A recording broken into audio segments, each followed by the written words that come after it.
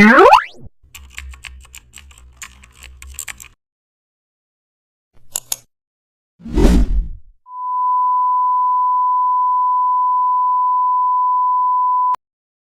back to the channel. Don't forget to like, share and subscribe for more updates. Begin with the custom shape tool to create a shield style label.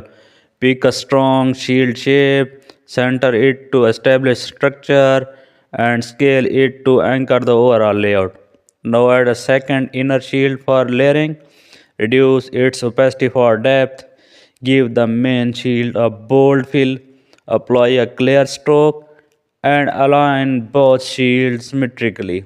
Now add a subtle shadows, blend with multiply for richness, tune inner shield's brightness, clean up the curves.